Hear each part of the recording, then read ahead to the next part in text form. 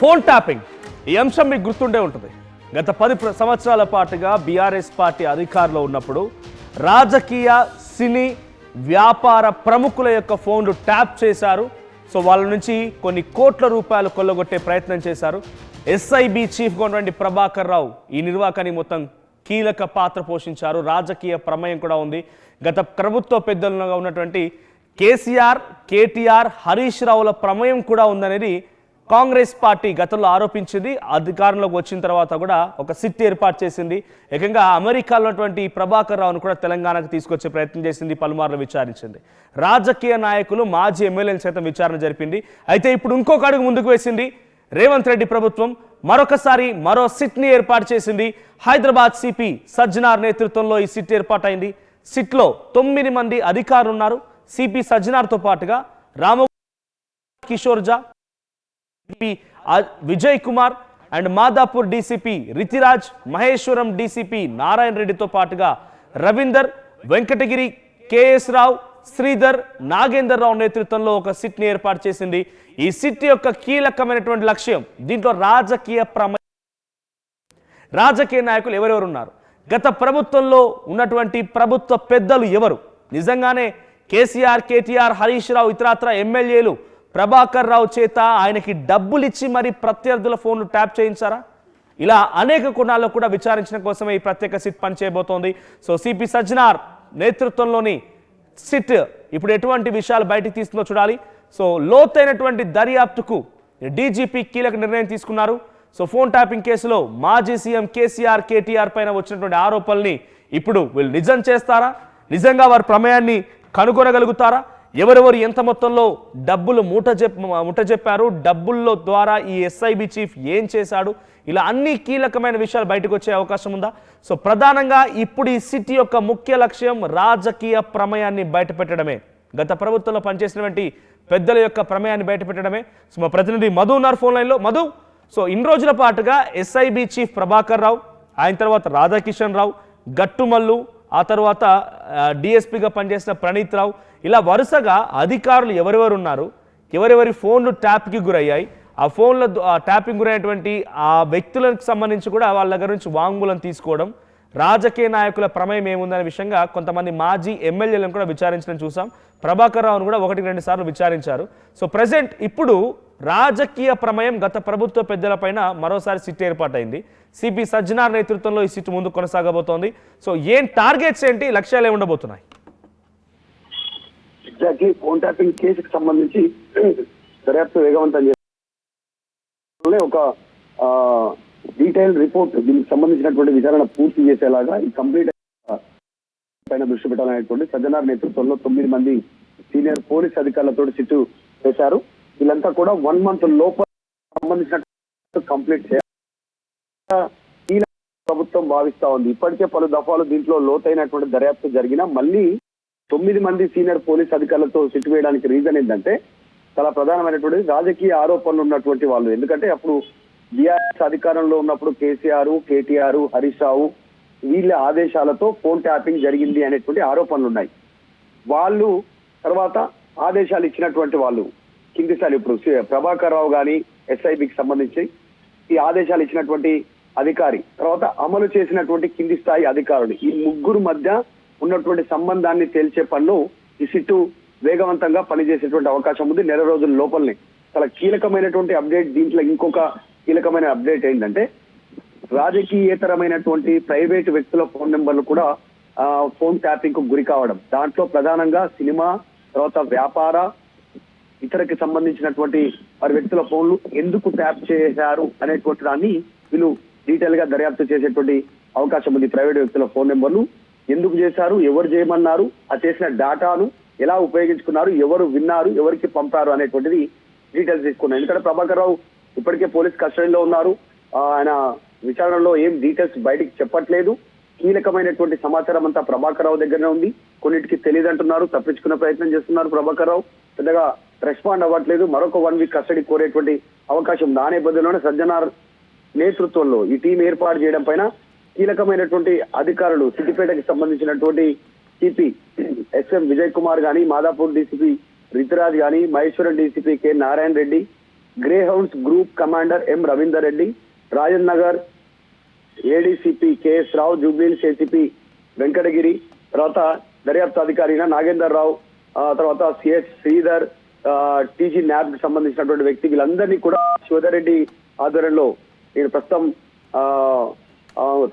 తర్వాత Ramagundam commissioner amber Kishore గాని వీళ్ళందరినీ డీజీపీ శివధరెడ్డి అటాచ్ చేస్తూ సజ్జనార్ నేతృత్వంలో సిట్ ఏర్పాటు చేశారు. ఈ సిట్ అత్యంత కీలకంగా నెల రోజుల లోపలనే ఫోన్ ట్యాపింగ్ కి సంబంధించిన అంశంలో కీలక దర్యాప్తు, నక్సల్స్ పేరిట అక్రమ కార్యకలాపాలు చేస్తున్నారనేటువంటి పేరిట కొంతమంది నెంబర్లు దీంట్లో యాడ్ చేయడానికి గల కారణాలు ఏంటి అనేటువంటిది, ఎందుకు ఆ నెంబర్లను నక్సల్స్ జాబితాలో చేర్చి ప్రైవేటు వ్యక్తులకు సంబంధించి, రాజకీయ నాయకులకు సంబంధించి, వాళ్ళ కుటుంబ సభ్యులకు సంబంధించిన వ్యక్తుల ఫోన్ నెంబర్లు ఎందుకు ట్యాప్ చేశారు అనేటువంటిది దర్యాప్తులో తేలేటువంటి అవకాశం ఉంది. ఆ తీసుకున్న డేటా ద్వారా ఎవరికి చేరవేశారో ఆ డేటా ద్వారా ఏం జరిగింది, ఈ ముగ్గురు మధ్య రాజకీయ ఆరోపణలు, దర్యాప్తు ఆదేశాలు జారీ చేసిన అధికారులు, అమలు పరిచిన అధికారులు, ఈ ముగ్గురు మధ్య ఉన్న లింక్ ఏంటి అనేటువంటి తేల్చడమే ఈ సిట్ ప్రధాన ఉద్దేశం. సో 1 month లోపలనే వీరు దీనిపైన ఒక నివేదిక ఇవ్వనున్నారు ప్రభుత్వానికి.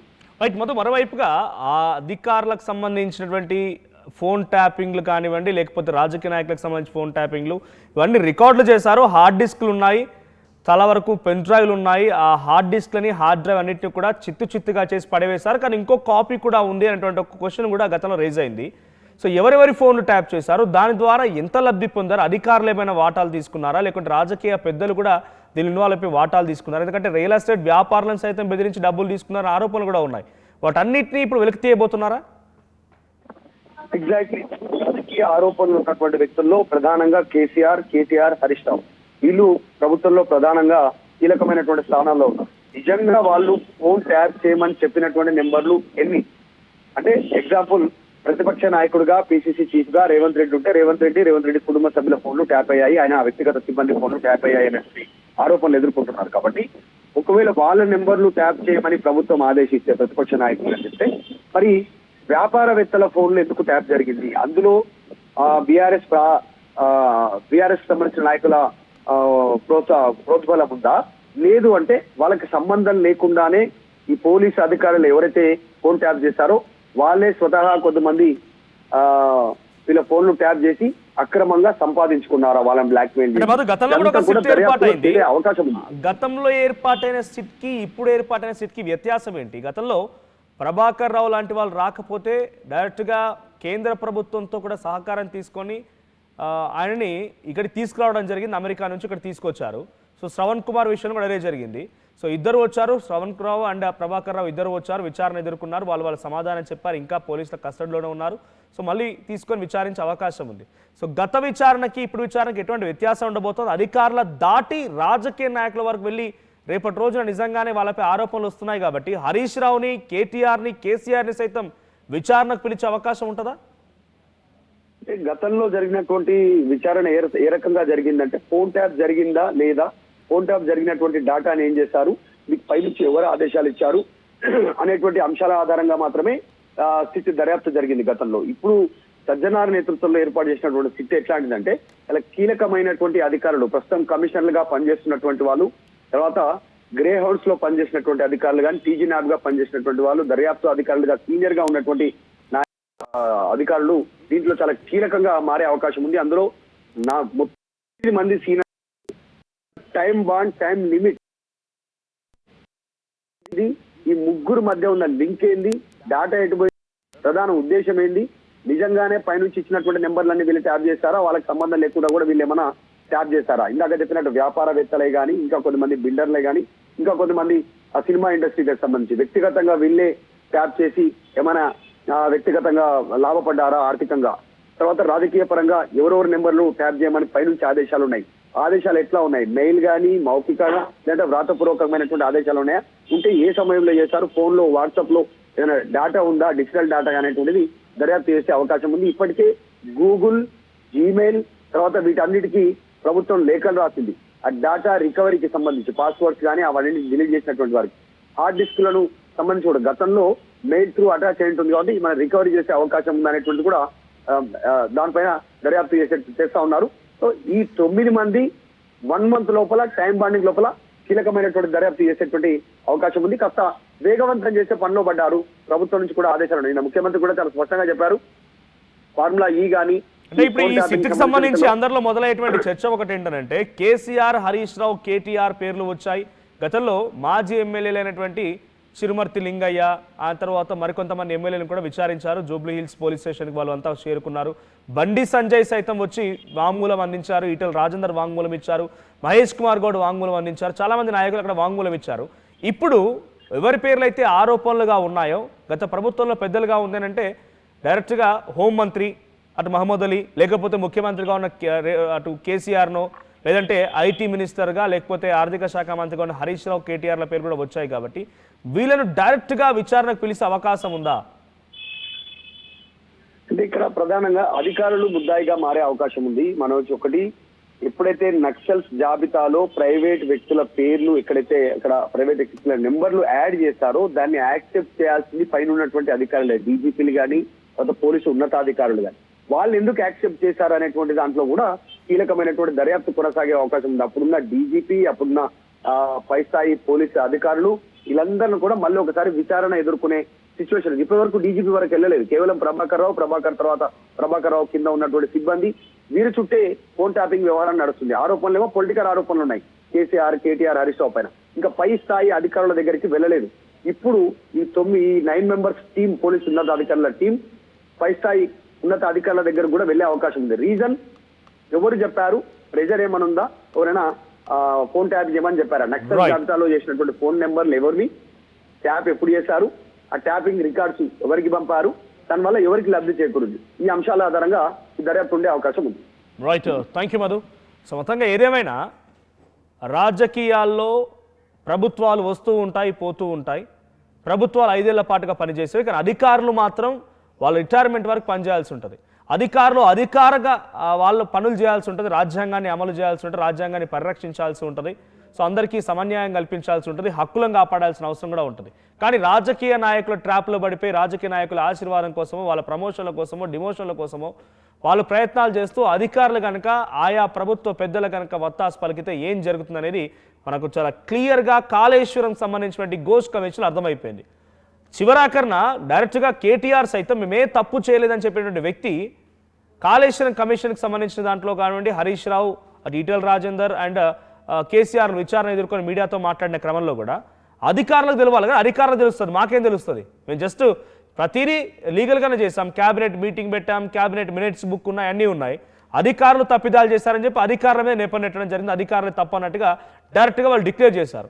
ఇక ఫార్ములా ఈ రేస్ వ్యవహారంలో కూడా కేటీఆర్ డైరెక్ట్గా పలుమార్లు 2 సార్లు విచారణ ఎదుర్కొన్నారు. ఏసీబీ దగ్గర విచారణ ఎదుర్కొన్న తర్వాత బయటకు వచ్చి అరవింద్ కుమార్, తర్వాత ఎస్ఎన్ రెడ్డి వీళ్ళ పేరు చెప్పి డైరెక్ట్గా వాళ్ళ అధికారులు వాళ్ళ పని వాళ్ళు చేసుకోవాలని చెప్పినంత మాత్రం చేస్తారా? అధికారుల తప్పిదాలు ఉన్నాయని చెప్పినట్టు ఆయన కూడా చెప్పడం జరిగింది. సో ఇప్పుడు ఫైనల్గా ఈ ఫోన్ ట్యాపింగ్ కేసులో కూడా ఫైనల్గా రిజల్ట్ వచ్చే అవకాశం కూడా సేమ్ రిప్లికేట్ అవ్వబోతున్నట్టుగా అర్థమవుతోంది. సో అధికారులే అంటే ఎస్ఐబి చీఫ్గా పనిచేసిన ప్రభాకర్ రావు, ఏసీపీ రాధాకిషన్ అండ్ ఇంకొక వ్యక్తి మీడియా పర్సనాలిటీకి సంబంధించి శ్రవణ్ రావు, వీళ్ళే ప్రముఖంగా ఉన్నారు. కానీ ఇక్కడ రాజకీయ ప్రముఖుల సంబంధించినటువంటి పేర్లు వెలికి తీయాలన్నా, వాళ్ళపై నిజంగానే నేరం నిరూపించాలన్నా కూడా ఇట్స్ బిగ్గెస్ట్ టాస్క్. సో ఫైనల్గా అధికారులే ఇక్కడ బుక్ అయ్యే అవకాశం ఉంది. బట్ ఏం జరిగింది అసలు, వాళ్ళ ఫోన్లు ఉదాహరణకి ముఖ్యమంత్రిగా ఉన్నటువంటి రేవంత్ రెడ్డి గతంలో పీసీసీ అధ్యక్షుడిగా ఉన్న హోదాలో ఆయన ఫోన్లు కూడా ట్యాప్ చేశారు, ఆయన కుటుంబీకుల ఫోన్లు ట్యాప్ చేశారనేది అందరికీ తెలిసిన విషయమే. సో ఎందుకు వాళ్ళ ఫోన్లు ట్యాప్ చేయాల్సి వచ్చింది? ఎవరు ట్యాప్ చేయమన్నారు? ట్యాప్ చేయమని చెప్పి మీకు ఎవరైనా ఫోర్స్ చేశారా? అధికారులుగా మీరే ట్యాప్ చేసి ఉంటే కనుక మీరు ఎందుకు ట్యాప్ చేశారు? నక్సల్ ఏమైనా ఆయన ఏమైనా ఒక ఇబ్బందికర శక్తిగా ఉన్నాడా, సమాజంలో ఇబ్బందికర ఒక శక్తిగా ఉన్నాడా? ఆయన ఫోన్ ఎందుకు ట్యాప్ చేశారన్న విషయంలో కోణాల్లో కూడా విచారించి ఒక నెల రోజుల్లోనే విచారణ పూర్తి చేసి ఒక కొలిక్కి రావాల్సిన అవసరం ఉంది. దాని నేపథ్యంలోనే సిపి సజ్జనార్ నేతృత్వంలోని ఒక సిట్ని ఏర్పాటు చేశారు. సిపి సజ్జనార్ కీలకంగా ఉంటారు. రామగుండం సిపి అంబర్ కిషోర్ జా అండ్ సిద్దిపేటకు సంబంధించినటువంటి ఒక కీలకమైనటువంటి అధికారి, మరికొంతమంది డీసీపీ స్థాయిలో ఉన్న అధికారులు 9 మందితో ఒక సిట్ బృందం ఏర్పాటైంది. డీజీపీ కీలక నిర్ణయం తీసుకున్నారు. సో నెల రోజుల్లోనే మరి సిట్కి సంబంధించినటువంటి రిజల్ట్ కూడా రావాల్సి ఉంది ఫోన్ ట్యాపింగ్ విషయంలో. మరి కేసీఆర్, కేటీఆర్, హరీష్ రావులు ఆరోపణలు ఎదుర్కొన్నారు కాబట్టి వారిని ఏమైనా విచారిస్తారా, లేదు అధికారుల వరకే మళ్ళీ పరిమితం చేస్తారా, రాజకీయ ప్రమేయాన్ని వెలికి తీస్తారా అనేది చూడాల్సిన అవసరం అయితే ఉంది. సో మీ అభిప్రాయం ఏంటి? ఫోన్ ట్యాపింగ్ చేయమని చెప్పింది ఎవరు? ఫోన్ ట్యాపింగ్ చేయడం ద్వారా ఏ పార్టీకి లాభం చేకూరింది? సో ఫోన్ ట్యాపింగ్ వెనుక అసలు సూత్రధారి, పాత్రధారి ఎవరని మీరు అనుకుంటున్నారో కామెంట్ చేయండి. అసలైన తొలి వెలుగు. ఫాలో వాట్సాప్ @తొలి వెలుగు official.